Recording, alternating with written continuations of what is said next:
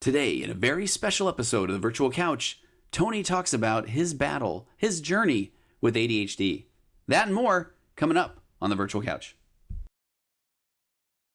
Hey, I want to read an email that I received just a couple of days ago. This is a very, very real email. It says, and I got permission to read this.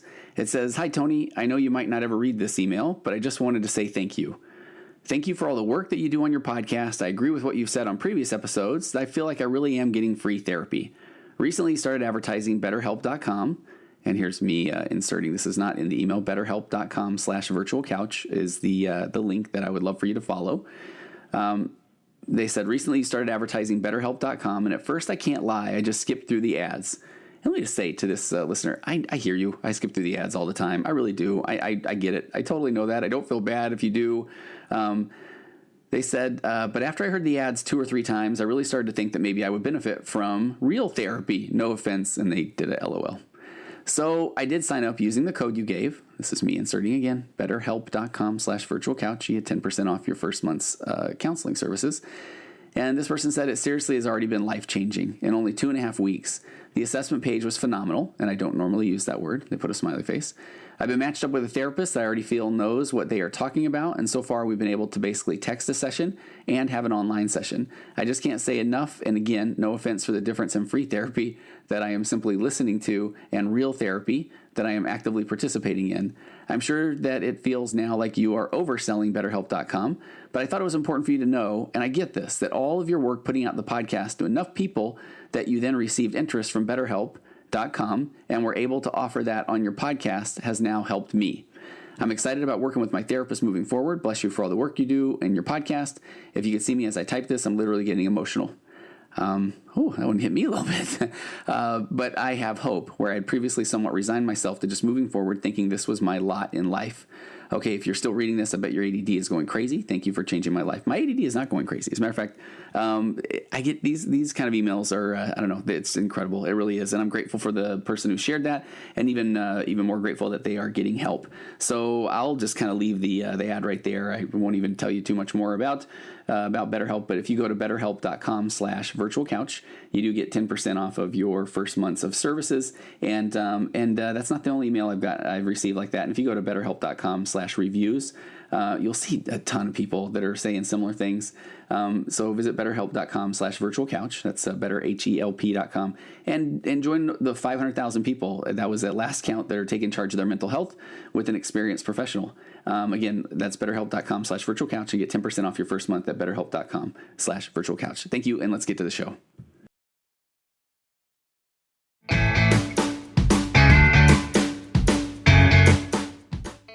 Hey everybody, thank you for tuning in to episode 145 of the Virtual Couch.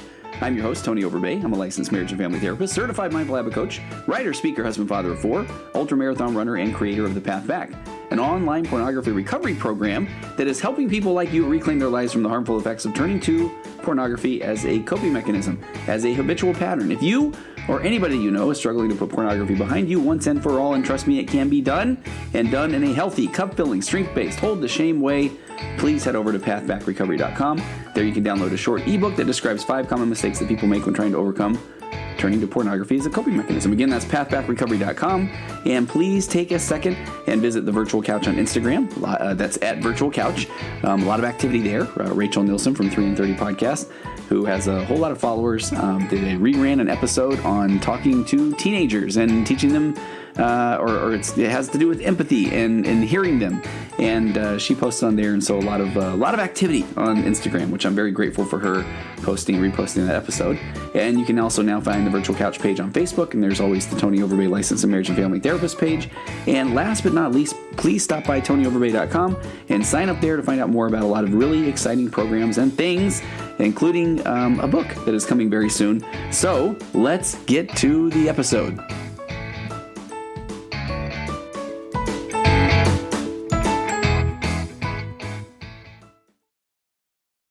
Thanks for joining me on today's episode. I have to tell you, I almost feel like nervous.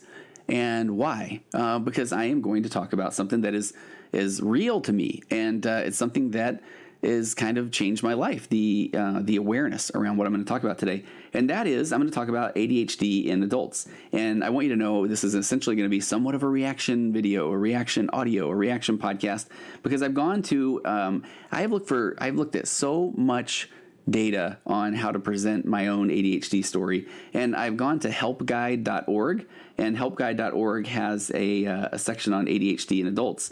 And this section was put together by authors Melinda Smith and Robert Segal, and it was last updated in June of 2019. So I want to go over, this is one of the best ones I found that just kind of talks about ADHD in general.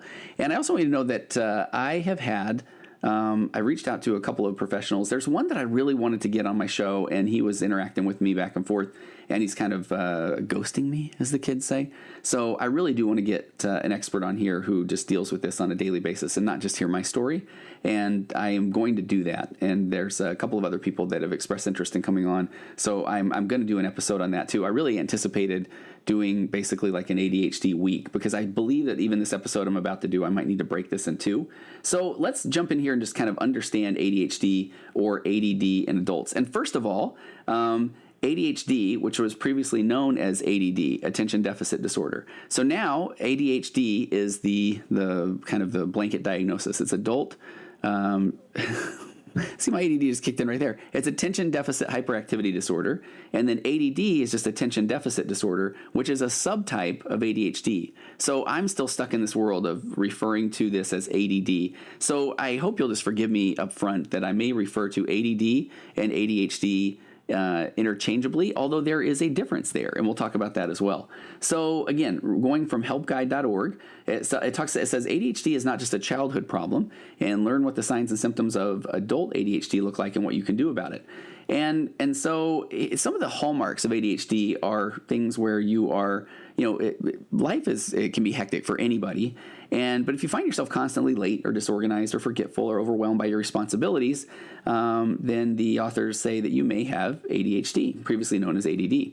ADHD affects many adults, and its wide variety of frustrating symptoms can hinder everything from your relationships to your career. And we'll talk about that a little bit more. The career part is something that I see often in my practice, and I'll talk a little bit more about that here in just a moment. But the article says, while scientists aren't exactly sure what causes ADHD, and that is, I found that universally across the board, they think it's likely a combo of genes, environment, and slight differences in how the brain is hardwired. So if you were diagnosed with childhood ADHD or ADD, chances are you've carried over some symptoms into adulthood. And I know that when I went and did my own assessments, that was a pretty big component of, did you have ADHD or were you diagnosed with ADHD as a child? And I wasn't. And when I look back on, quote, symptoms, I'm very confident that I had the symptoms, but a lot of times we kind of get by with these symptoms depending on your family dynamic. And a lot of people find very unique ways to mask or cope with ADHD. I have always been, surprise, a very excitable guy. I've spoke to audiences for 25 plus years, and I get really, really excited. Nothing gives me more of a, I feel like I'm in my element is when I'm speaking to a crowd. And I now know that is because that gives my brain a very, very nice dopamine rush. And I feel focused in that moment. And I can be up in front of a crowd and I can just go from left to right of the stage and stick to my script and then go off on a tangent. And I've just done that so many times. And I realize now that can look like a guy who really enjoys speaking, but in reality, it is my ADHD just unleashed.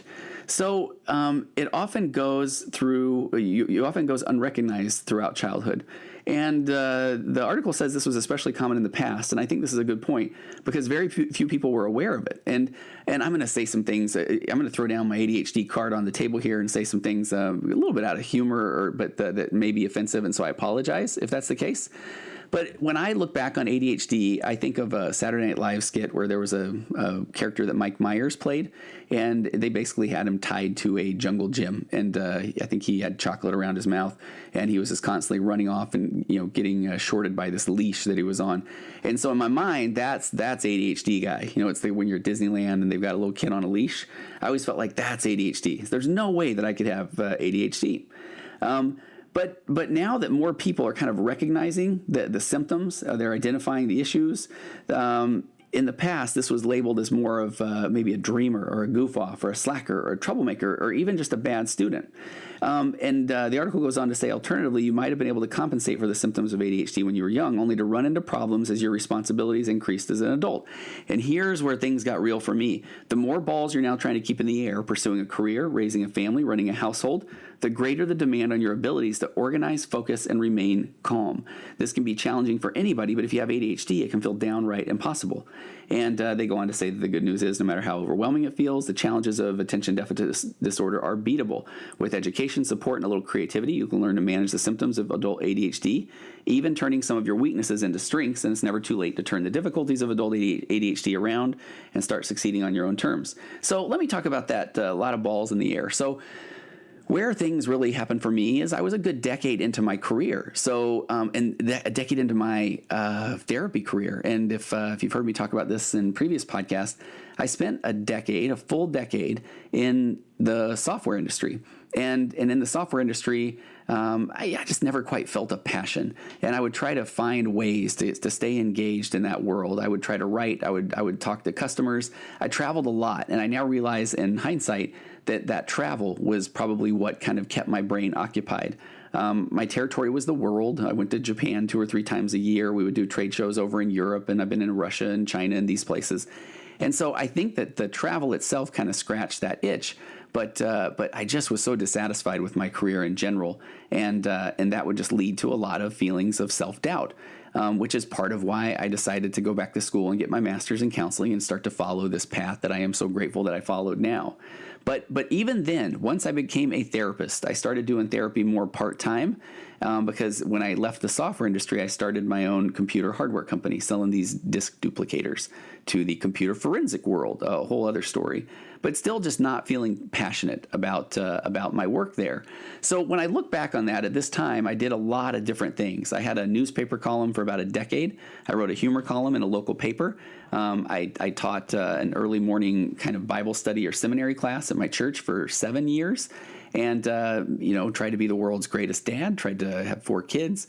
I was working from home a lot and tried to hit every kid activity in the world. Every what are those things called when they go to the award ceremonies and they would get something for attendance or good reader or that sort of thing. And I realized I was just keeping myself occupied. But when it came to actually working, I didn't work as hard now, I realize, as I could have, because my mind just constantly was off on what's next. And so I started a variety of companies. I started a couple of different technology companies. I've got a lot of unfinished manuscripts of books that I had thought that I would write, that I would feel passionate about, and then just kind of run out of gas.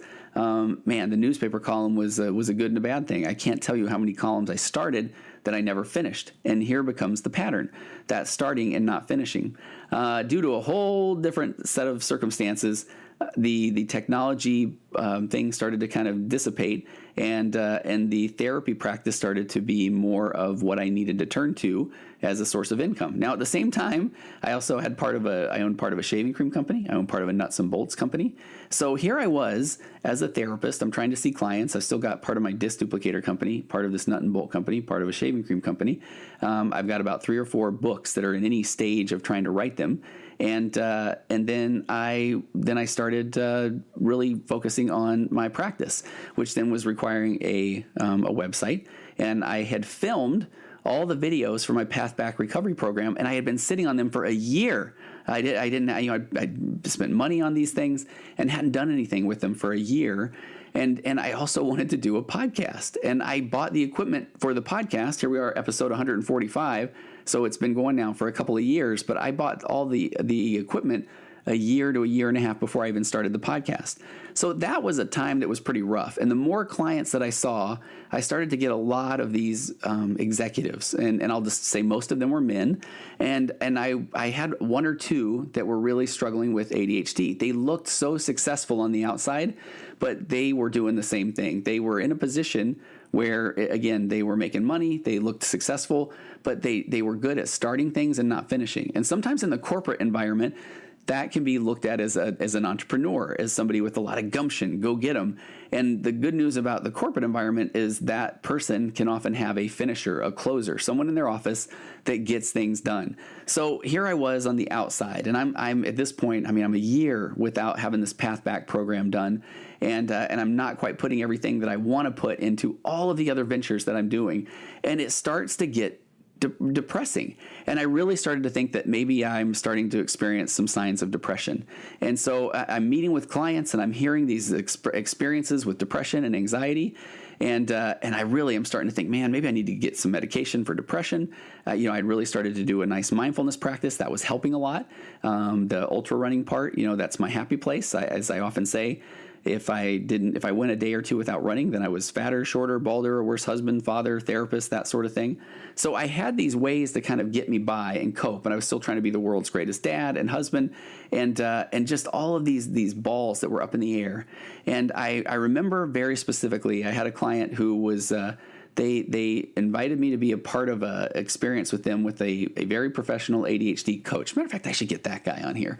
And I remember sitting in a session, and I talked to this person, and I said, hey, I'm going to mention this, and I just want you to know that I'll keep everything confidential, but I thought this was a pretty significant point for me. But I remember the person, we were on a conference call, we were in my office, and we're on a conference call with this ADHD coach, and as he is just going over all of these things that my client is most likely feeling, I found myself just full of transference. I found myself just sitting there thinking, oh my gosh, that's me. And almost to the point where I've made this story up in my brain where when the coach, the ADHD coach, had asked a question about, is that right? Is that how you're feeling? And I remember I answered for the client. I'm like, yeah.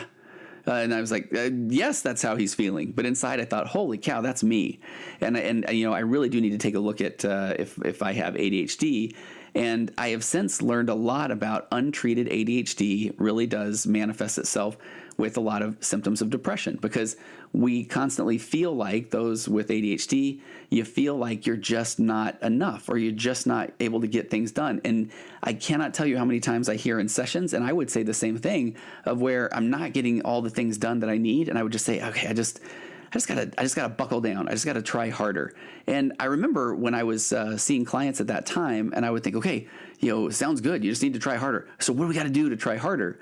But then I remember having this feeling of, man, I know what this person's saying. I mean, how long have I been saying I just need to try harder? So here's a couple of funny things I think at this point. I had a friend of mine who had been also diagnosed with ADHD, and this friend was starting to tell me of what his experience was like with taking medications, and he said it just changed his world. I also had a doctor come in at that time as a client, and he too talked about getting on an ADHD medication, and he said that he had this extremely messy desk, and he just talked about all of a sudden he just felt like, he said, I can't describe it, but I could just sit there and clean my desk, and it all made sense. And I remember just thinking, man, okay, I got to do something about this, because I've got all these balls in the air. I'm not finishing any of them. And I remember looking over at my desk literally at that moment thinking, that is my world. That is my life.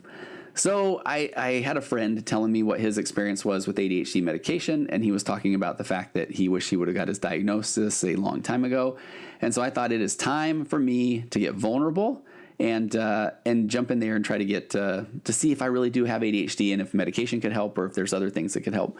I remember one of the stories my brain was telling me for a long time was that I didn't want it on my record that I had done an ADHD assessment, or heaven forbid if I started taking ADHD medication, because what would people think? And I went through that for a long time, and I hear clients talk about that often.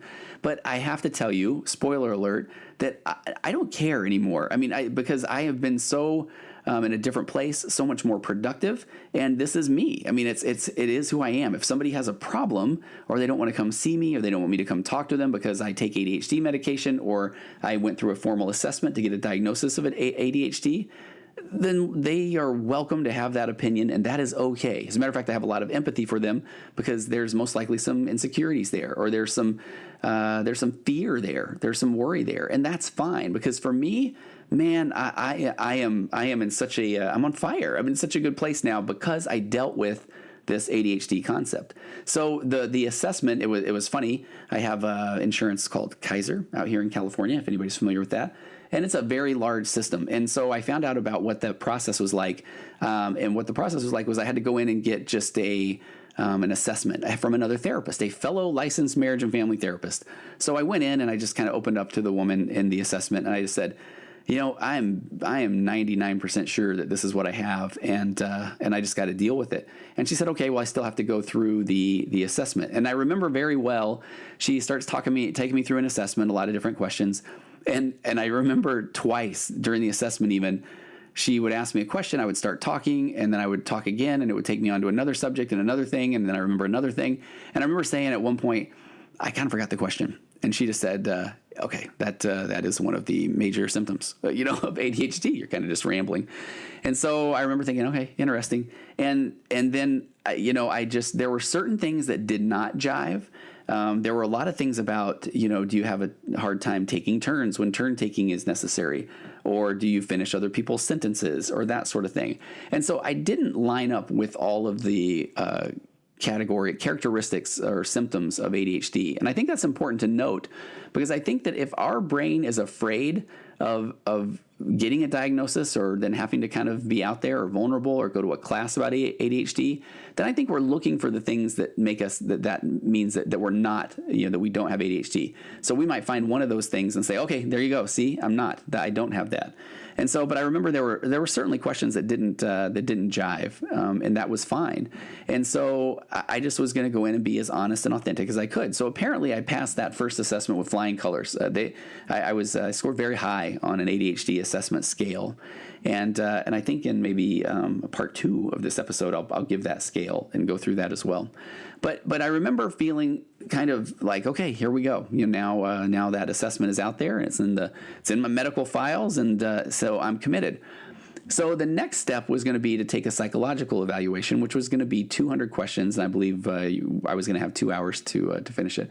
And I thought this was really funny too. So I left that assessment on a Wednesday, and by that Wednesday afternoon, I received an email from Kaiser, and it said, you can come take your assessment on Monday from this time to this time. So I was ecstatic. I cleared my schedule. I canceled some clients. I was so excited. I go in to the testing facility and I show up, and they say, man, bad news. I mean, it is Monday, but did you look at the date? And it was just ironic that I was going in there for an ADHD assessment, and I had just looked at a time and a day and just made a bunch of assumptions. And so it was actually, the test was in 6 weeks from that day. And I tried, is there any way I can just get in and take the assessment? And I couldn't. So then I had to wait 6 weeks to kind of move forward with this ADHD diagnosis. So the 6 weeks came and went. As a matter of fact, I looked at paying out of pocket to get a diagnosis sooner, and realized that was more of just an impulse as well. And so I came back and I took the ADHD assessment, and it was 200 questions. And I remember it took me about 25 minutes. I remember I finished first in this really big room. It wasn't a race, but I just thought, man, I was so hyper-focused on that assessment tool that I don't even remember really taking it. I remember just being so dialed in, and I remember seeing a pattern in the questions. There was a lot of things in there about forgetfulness, not finishing projects, feeling disorganized, scatterbrained, losing things that I really identified with, but there were a lot of others that I didn't quite, and that was the one about interrupting others, or not taking turns, or they always have things about suicidality, suicidal ideations, that sort of thing that I didn't quite jive with at that time. So I got the news probably about a week or two later, that I had passed with flying colors. I would love to see that assessment tool and see where I fell, but I never followed back up on that. We were then kind of brought back to, there was a group of 4 of us, 4 men, and we had to do a 2-hour class on how to treat ADHD without medication. And if at the end of that we were still interested in medication, then they would bring a psychiatrist in, and we would start to talk about what ADHD medication would involve. So I did that class. I still have the binder, and it was really a whole lot about things that I already kind of knew as a therapist that were still a struggle for me. And it really does become trying to find a very structured, organized system, and really relying on things like list making and follow through, and it really just somewhat of accountability is what one really needs. And so, but at the end of that, I did say I wanted to have a medication evaluation. I met with a psychiatrist and shared with her the struggles that I had, the fears I had around medication, but that I really wanted to rule it out, if anything. I was put on a very low dose of, it's called methylphenidate, which is a generic form of Ritalin. And so here I think, man, now I've gone full circle. I'm right back to that little kid tied up to the playground equipment, the Mike Myers character I referred to earlier. And I felt like it should have just as well came with a leash and, get me a chocolate bar, smear it around my mouth, and here I go. I mean, at first, that's kind of how I felt. And I remember taking the medication, and I'm not going to lie, so most of the ADHD medications are stimulants. And so I remember being part of a treatment team, a part of a brain treatment team with someone else who was struggling with ADHD, and they had received these brain scans. And I remember being on a phone call as part of this treatment team, and the doctor at the time said that if you take the stimulant medication and you don't have ADHD, then it really is just a stimulant. I know that there's a lot of kids and people in college and stuff that take these and they sell these stimulants medications, and that breaks my heart. But when someone takes the medication and they are dopamine deficient, when there are issues in their neurotransmitters of getting that dopamine to their brain, I understood now that my brain throughout my life is constantly just looking for what will give me the dopamine, what will give me the dopamine. And that's that look from this to this to this to this. And sometimes I'll find that thing that I will be able to hyper focus on, and I'll have a little bit of that dopamine rush for a while, but then it diminishes, it drops off, it disappears, and I'm on to the next thing. When that is part of what led to me not being able to complete all these different programs that I was trying to do, or these different things in my life. So back to the medication. So the medication flood your brain with a little bit of dopamine, and that is what then allows you to focus. So what I noticed immediately was, and I just describe it this way, for me personally, I just say it just kind of felt like hope. It just kind of felt right. Now, if you point that hope, or you point that feeling of, okay, I can do this, toward the wrong thing, it's not like it miraculously causes my hand to write content for my website, or it's not like it forces me to then walk over and clean my desk. No, you still have to have a list, things in order, things that are a priority, things that you have to do next. You still have to have that in your life. But this just, when it kind of locks in or kicks in, then I do really feel like, okay, I've got this. Here's this hope. And now when I am working on a task, then I'm just, again, I keep using this phrase, locked in, but I'm able to stay focused on it even through to the end. And what I started to realize was how much I missed that sense of accomplishment. I even go back to this ultra running that I do, and I remember the first time I crossed the finish line of a full marathon. It was the California International Marathon. I don't remember when it was, 2006 or 7 or 3 or sometime. I remember crossing that finish line. I remember having almost a breakdown, an emotional breakdown. I remember I just cried, I hugged my wife, and I just remember feeling that sense of accomplishment. And that was part of what drew me back to running over and over and over again through another 50 marathons and through 100 ultra marathons, was this feeling of accomplishment. And I didn't realize that I could have that feeling of accomplishment in a non-exercise environment. And so as I started really, embracing the diagnosis and starting to look at, okay, I have to be more organized. And here's where things like acceptance and commitment therapy came in, was if my goal was organization and I went a few days and I all of a sudden wasn't being organized or wasn't writing down things in a to-do list, then my brain wants to say, see, you can't even do that. You get the diagnosis, you got the medication, and you still can't stay focused.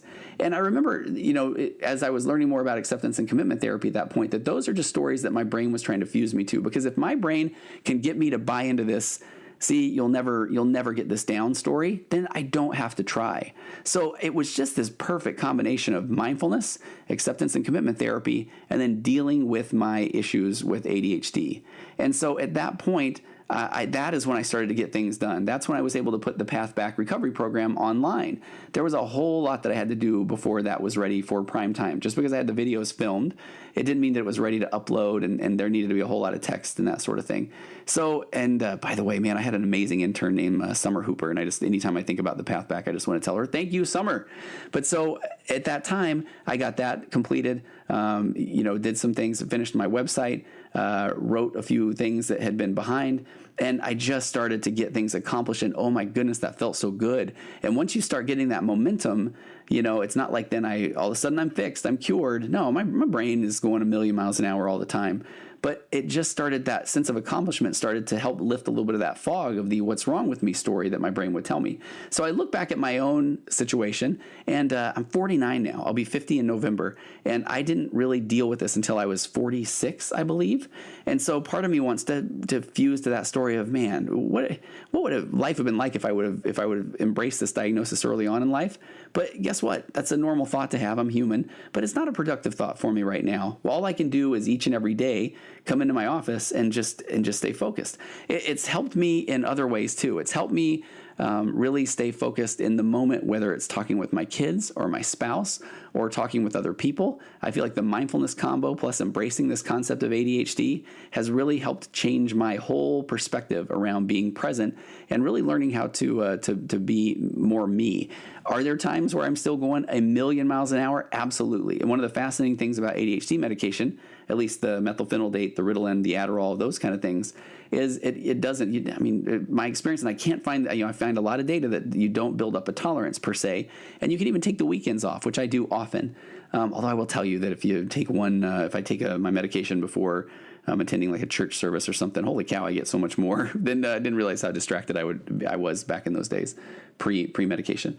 So it has really changed my world, and it's helped me in this now have this kind of perspective of that there wasn't anything wrong with me not being able to complete or fix these programs or do the work that I was getting so far behind on. That was, not that there wasn't anything wrong with me, that was my ADHD. And so it just really has helped me stay focused. Now, back to this article, signs and symptoms of ADHD in adults. And see, here I did. I just went on a tangent there. I didn't plan on sharing all that story so soon up in the story. So, but in adults, it often looks quite different than it does in children, and symptoms are unique for each individual. So here are the main signs and symptoms. Trouble concentrating and staying focused. Attention deficit can be a misleading label. This is back to the article on helpguide.org. Adults with ADHD are able to focus on tasks they find stimulating or engaging. There's that thing. But they have difficulty staying focused on or attending to mundane tasks.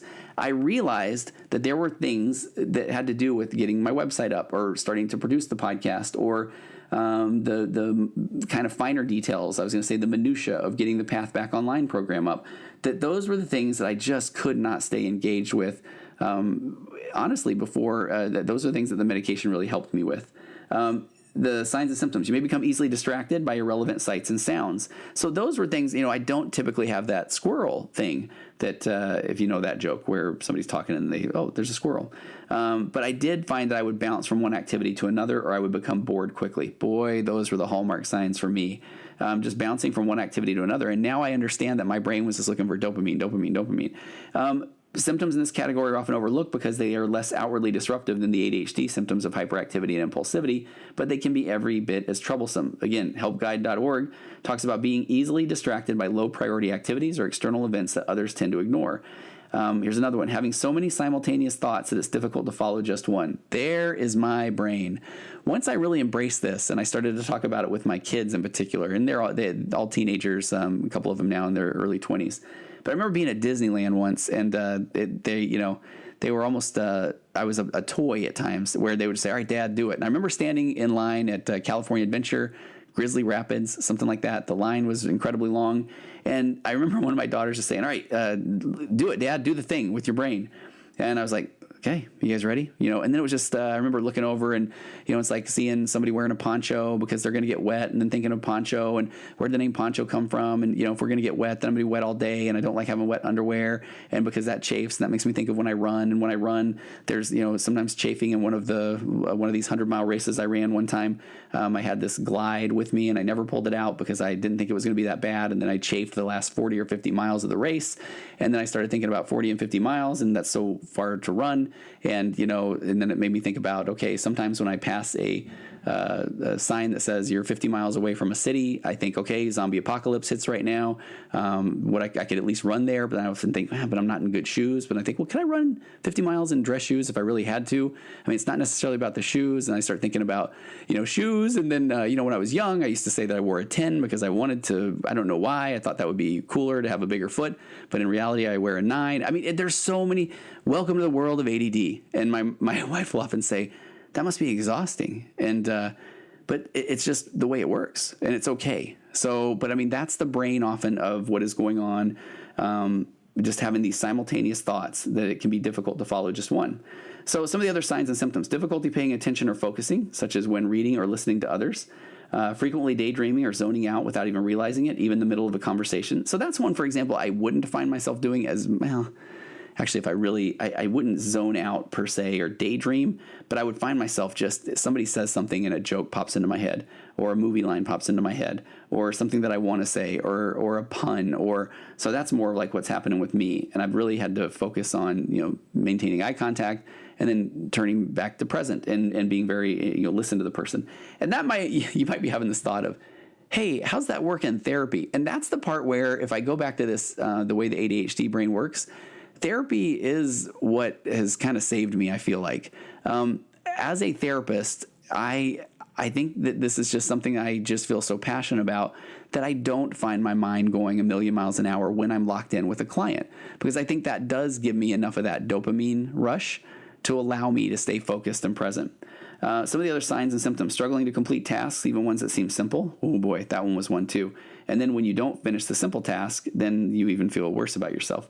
A tendency to overlook details, leading to errors or incomplete work. A lot of those of us with ADHD we are so good at about 75% of a project, and then the last 25, it's just finish it. Just put a little tape on it and let's move on. Poor listening skills. For example, having a hard time remembering conversations and following directions. And so here's ones where, like, poor listening skills, for example, that's one that I feel like if either it wasn't something that I necessarily struggle with as part of my own ADHD diagnosis, or I did find that a lot of these things turn into coping mechanisms. So, or not coping mechanisms, but you mask the symptoms by really hyper-focusing on certain things. So I remember feeling like I could be a good listener. I remember that was a tool, that was an exercise that I could do. And so I'm grateful that I took that on early in life. So the listening skills have not been as difficult as I had anticipated. But here's one: getting bored quickly and seeking out new stimulating experiences. Man, that's one as well. Finding yourself bored and wanting to seek out the new stimulating experience. That is that part of ADHD that can lead to this impulsivity, because you just want to just turn and do something that gives you this rush. And it's not that so much I'm saying what will give me the rush, but it's when I find myself bored, wanting to just do or think or whatever the thing is, that will just, again, boost that dopamine. And so, there's the signs and symptoms. There's also a lot around disorganization and forgetfulness. It says when you have adult ADHD, life often seems chaotic and out of control. Staying organized and on top of things can be extremely challenging, as is sorting out what information is relevant for the task at hand. Prioritizing your to-do list, boy, that can be a challenge. Keeping track of tasks and responsibilities, and managing your time. Managing my time has been a struggle for me as an adult. The last couple of years, it's been much better. But that time management, because again, your brain is just constantly going to will this give me a reward? Will this give me a reward? So common symptoms of disorganization and forgetfulness then include poor organizational skills: office, home, desk, or car is extremely messy and cluttered.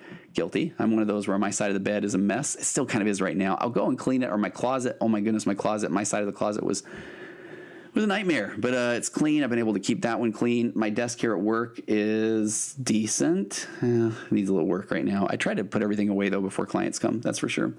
But so poor organizational skills, a tendency to procrastinate. Man, there's procrastination, and there's, I feel like, ADHD procrastination.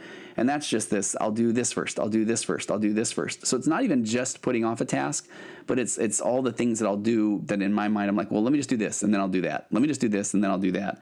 And I remember being at a training once, and boy, did this resonate, was this concept of where when sometimes people with ADHD, where they like to say that they work well under pressure or with deadlines, and that's because they've created their own source of a dopamine rush. So when there is a time when you're up against a deadline and a very firm deadline, that is when I was able to get the most done ever. I remember way back in the day, I think I shared this on another podcast, but we were flying to Japan. I was with a team from work when I was working in the software industry, and we had a airport shuttle coming to get us because we were going down to San Francisco, a couple hours away to fly out of San Francisco. So we had about an hour and 15 minutes. And I remember, I don't think I've ever gotten more done in my life than that hour and 15 minutes, because I just had such a hard deadline and I had a lot of things to do. And so I just, then you think about it times that I wish I could just recreate that experience. And I feel like that is a little bit of what the medication does, at least for me, is it does almost mimic or create that experience of just this hyper focus because I've got this firm deadline and I got to get things done. Chronic lateness. So, I skipped trouble starting and finishing projects. Starting was never a problem for me. Finishing a project was a nightmare, that has really been something I've been able to overcome. Chronic lateness, and I think this is one of those where when ADHD kind of leaves one feeling a little bit out of control, there are things that they can do that help them feel more control. So for me, I happen to be the person that gets everywhere really early. My wife has a joke that if we have to be at the airport at, let's say, 7 a.m, and we do the back things out math. So if we got to be there at 7 a.m, then we want to be there by 5:45. At security, and we want 15 minutes to go from parking, so that's 5:30, and it takes 30 minutes to get there, so that's 5 a.m. So let's leave at 4 in the morning, and then if we're awake in the morning, then it's like, well, I might as well go now at 2, and so overcompensated for the chronic lateness. Frequently forgetting appointments, commitments, and deadlines. That check.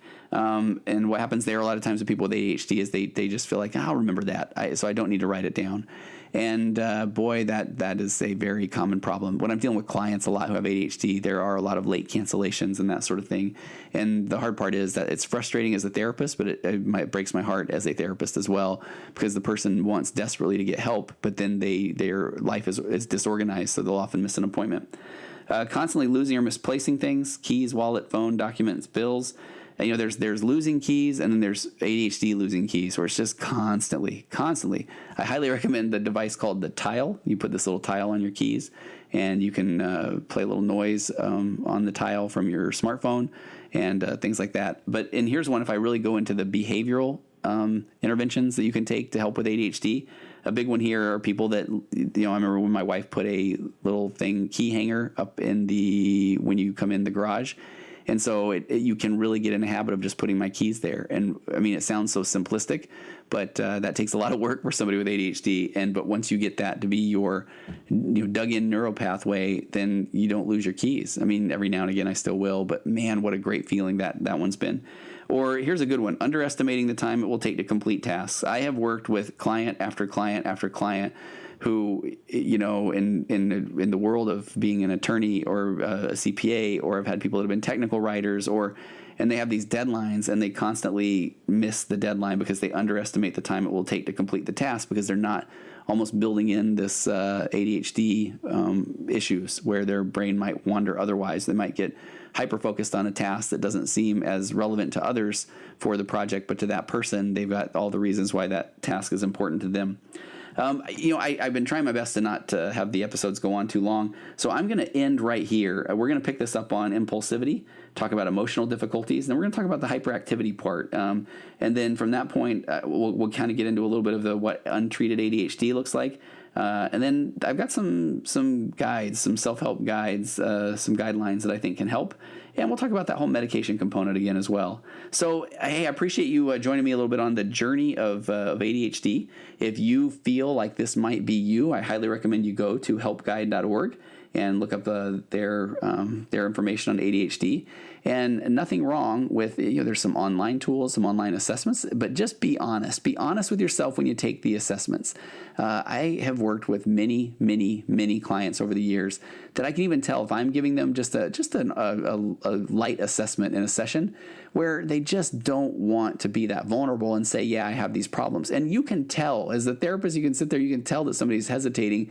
And oftentimes I'll say, hey, what's the fear around telling me that this might be true? And a lot of people find that it's those insecurities that come up. So anyway, look at me going on tangent, digress. There's that ADHD. So we'll do a part 2. And I have to tell you, if you just heard a little transition there in audio quality, that is because I looked down and saw that my recorder had just put up an error. So I had gone on with probably another 5 minutes of just pure gold, I'm sure it was, and only to find out that it wasn't recording. So until next time, I'll see you again on the virtual couch.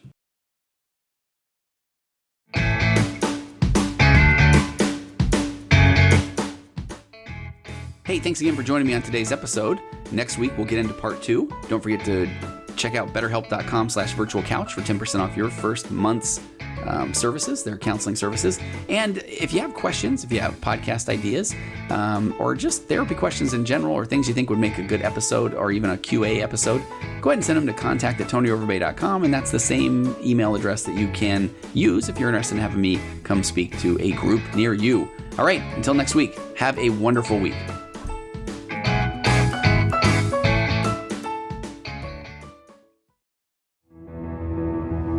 Oxbus.